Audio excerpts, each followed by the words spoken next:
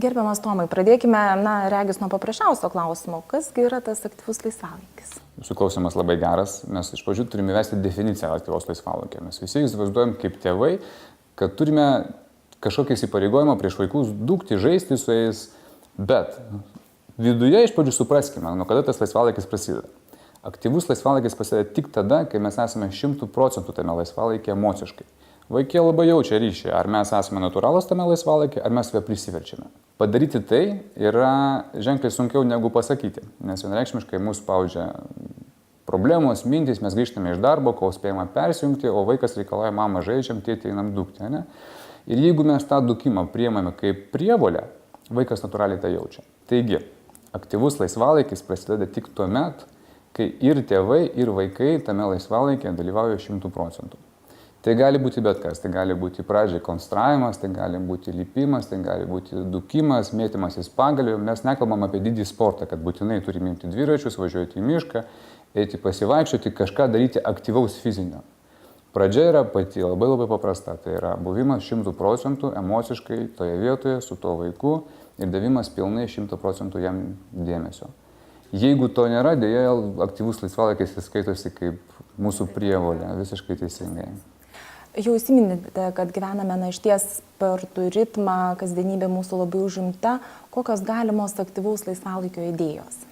Tai priklausomai nuo to, kur jūs gyvenate, priklausomai nuo to, kokios yra galimybės, ar išeiti lauką ar neišeiti lauką, pats geriausias laisvalaikis vaikui, aktyviausias, tai yra ko gero buvimas namuose, dūkimas, mėtymasis pagalvėm, kutentis, daužytis, jeigu tai yra berniukai. Tai yra paprasti buitiniai dalykai, kur vaikams iš tikrųjų yra smagu. Aišku, apie pasiekmes mes kalbėtum ko gero vėliau, kas ten dūšta, kas ten lūšta aplinkui, bet jeigu yra kažkokia galimybė, aišku, įsitemti vaiką į lauką, tai čia yra auksas. Be jokios abejonės, mūsų sezonas yra pakankamai trumpas, mes, sakykime, turime 4 mėnesius to šilto periodo. Tuos šiltuosius mėnesius aš manau, kad reikia išnaudoti maksimaliai, kiek yra įmanoma.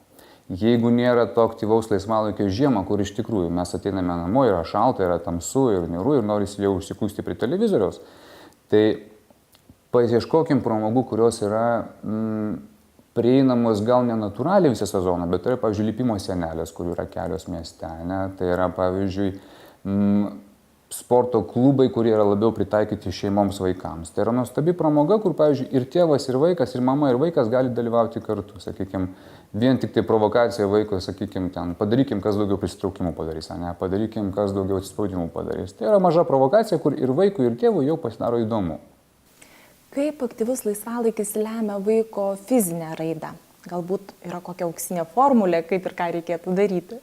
Ko gero šitoj vietoj auksinio balanso nėra, bet yra padaryta daugybė ir įdomiausių tyrimų, kad aktyvus laisvalaikis, o ypatingai su artimiausiais žmonėms, tai yra tėvas, mama, močiutė, senelis, jis ne tik lemia vaiko fizinę formą, fizinę raidą, bet tuo pačiu ir emocinę ir intelektualią raidą.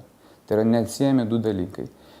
Kalbant apie fizinę raidą, be abejo, bet koks judesys dabartinėme gyvenime, jis vien tik tai padeda mums sukelti apykaitą, medžiagų apykaitą, ko dėl mūsų progreso, dėl mūsų evoliucijos mes šiek tiek dabar esame pamiršę, mes esame apykaitą iš viso apmažinę. Dėl to atsiranda nutukimai, dėl to atsiranda kvėpavimo problemos, dėl to atsiranda visi kvėpavimo takų, reiškia uždegimai, ypatingai pas mus žiemą, ateina tamsus periodas, pastebėkime, mes valgom truputėlį daugiau, organizmas linkęs kaupti ir pas mus, sakykime, nuo gruodžio mėnesio vaikai tiesiog pradeda sirgti, ir mes pradedam antibiotikus valgyti vos ne kaip vitaminus. Dėl to didesnis pajudėjimas ir automatiškai užkuria vaiko krosnį, vidinę krosnį, tai yra apykaita labiau ir blogosios medžiagos, kurios yra, reiškia, užsistovi, jos išeina. Lygiai taip pat ir tėvams. Tai mes nekalbam tik apie vaikus. Lygiai taip pat savo pavyzdžių tėvai kalbam apie nutukimus, kalbam apie kažkokius viršsvarius. Aktyvus laisvalaikis kartu skatina ne tik fizinę raidą vaiko tobulėjimą ir sveikesnę ateitį, bet automatiškai ir tėvam į naudą yra. Kiek aktyvaus laisvalaikio reikėtų per dieną ir atitinkamai per savaitę? Puikus klausimas. Auksinės formulės aš patart negaliu. Be abejo, jeigu auginate olimpinį atletą, tai aktyvus laisvalaikis turi prasidėti ryte, pasibaigti vakare. paimkime mūsų, sakykime, ne protėvius, bet artimiausias praeities kartas. Pažiūrėkite žmonės, kurie gyvendavo kaime, ne, keldavosi anksti ryte, eidavo melžti karvių. Fizinis aktyvumas buvo pakankamai aukštas ir ko pasiekoje, aišku, gyvenimo kokybė buvo žemesnė. Bet ateinant iš ligų pozicijos, susirgymų buvo žmonės karta išaugo ženkliai stipresnė. Sveikesnė buvo, visiškai teisingai. Dėl to aš manau, kad tas fizinis aktyvumas jisai turi eiti koja kojon su emociniu aktyvumu, koja kojon su, reiškia, intelektualia raida. Tai turi būti neatsiejamas procesas. Jeigu mes, sakykime, valandą prašom, kad vaikas darytų ruoštų pamokas, jam yra privalu pajudėti. Kitaip tiesiog jo efektyvumas mokymosi jisai krenta. Jeigu vaikas ten, sakykime, jisai nuo ryto iki vakaro eina į mokyklą, po to būrelį, po to, reiškia, muzika, dailė, piešimas, kalbos, dar kažkas, jam reikia emociškai išsikrauti. Vėlgi sakau, yra daugybė uždarų patalpų pramogų pas mus, kur vaikas tiesiog gali išsidukti. Blogiausia, jeigu mes negalime skirti laiko kažkur namuose, tiesiog neturime šaltojų sezonų, tai yra nuostabiausia dabar batutų parkai mieste, kur vaikas tiesiog išsiduoda iki paskutinio ten sausiausio siūlo ant jo kūno. Ačiū gerbiamas Tomai už pokalbį. Ačiū Jums.